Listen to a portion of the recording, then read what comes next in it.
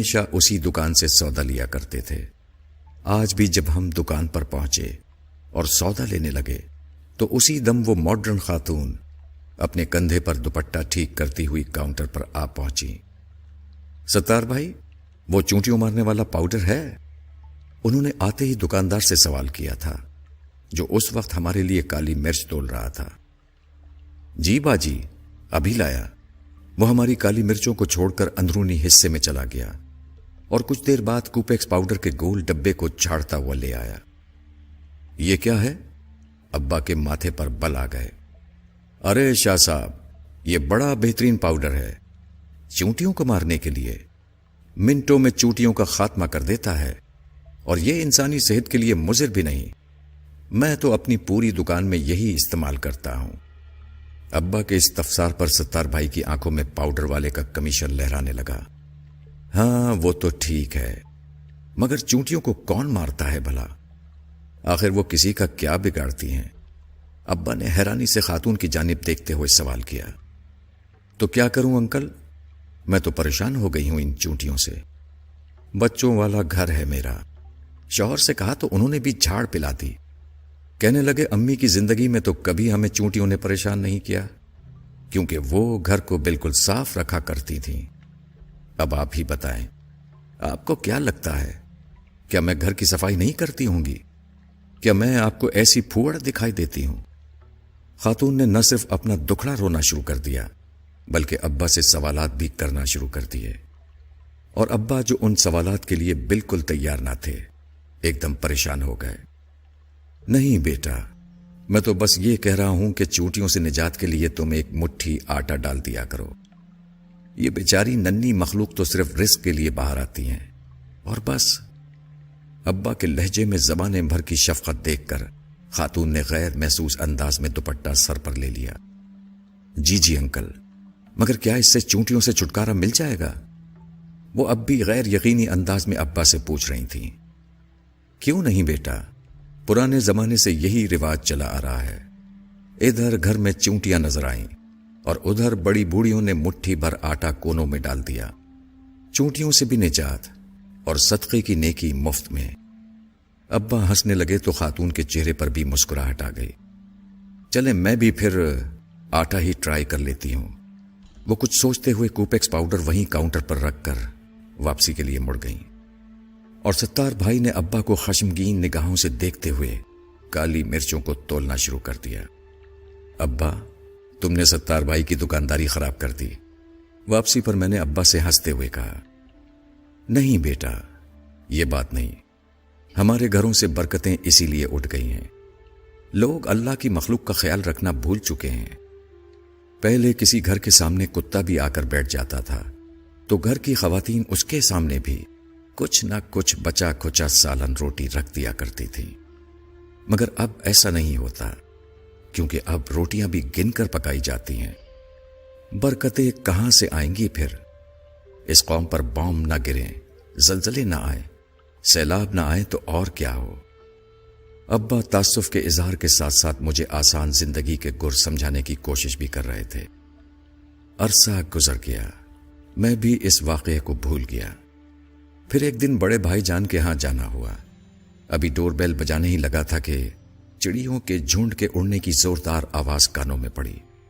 چونک کر اوپر دیکھا تو پتہ چلا کہ مین گیٹ کے دونوں جانب مٹی کے کنڈے رکھے تھے، اور ان کنڈوں سے چند لمحے قبل یقیناً وہ چڑیا دانہ چگ رہی تھیں، اور اب میری آمد سے ڈر کر انہوں نے اڑان بھری تھی، مگر ابھی بھی وہ اڑ کر دور نہیں گئی تھیں، بلکہ اوپری منڈیر پر ادھر ادھر پھدک کر میرے جانے کا انتظار کر رہی تھیں۔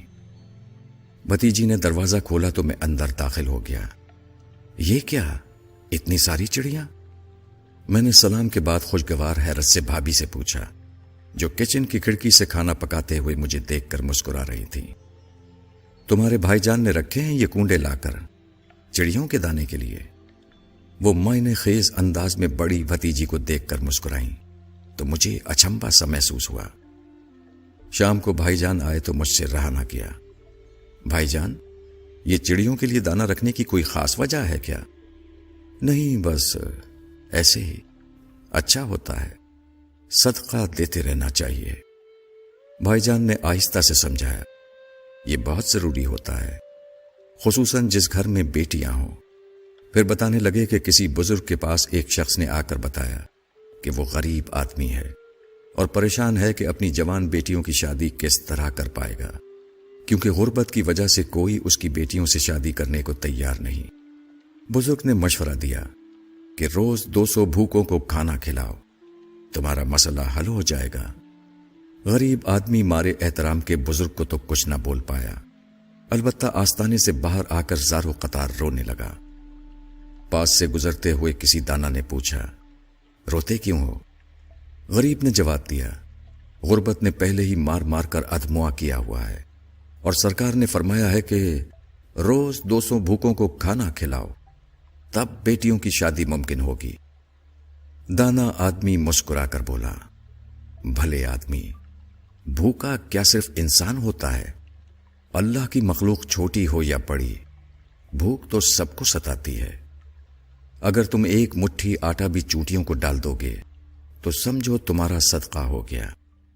دانا آدمی تو یہ کہہ کر اپنی راہ چل دیا، اور غریب اپنی ناقص عقل پر ہنستے ہوئے اپنے گھر کو چلا۔ کچھ عرصے بعد ہی صدقے کی برکت سے نہ صرف وہ اپنی بیٹیوں کے فرائض سے سبکدوش ہوا، بلکہ گھر میں بھی خوشحالی آ گئی۔ بھائی جان جس وقت یہ واقعہ ہم کو سنا رہے تھے، مجھے ابا کی مٹھی بھر آٹے والی بات یاد آ رہی تھی۔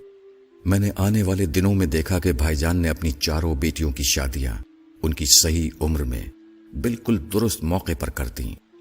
شاید اسی لیے جب میں نے اپنا گھر لیا تو سب سے پہلے اپنے دروازے کے پاس چڑیوں کے لیے دانہ رکھ دیا۔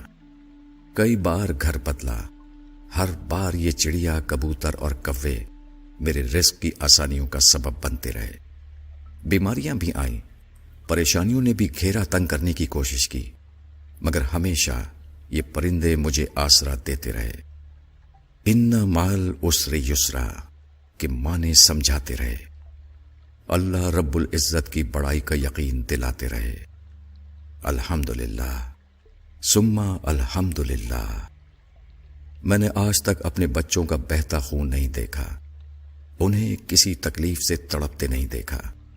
ایک وقت ایسا بھی آیا جب میرے گھر کا سب سے بڑا مسئلہ یہ تھا کہ ہماری مرغی کڑک ہو جانے کے باوجود انڈوں پر کیوں نہیں بیٹھ رہی ہے، اور یہ وہ دور تھا جب میرا گھر کبوتروں والا گھر کے نام سے مشہور ہو چکا تھا۔ یقین مانیے کہ یہ تمام باتیں اس لیے نہیں لکھی ہیں کہ نعوذ باللہ میں اپنی نیکیوں کا پرچار کرنا چاہتا تھا، بلکہ میں اس راز کو کھول کر بیان کرنا چاہتا ہوں جو سوال کی صورت میں مجھ سے اکثر کیا جاتا ہے کہ آخر کیسے گزارا کر لیتے ہو؟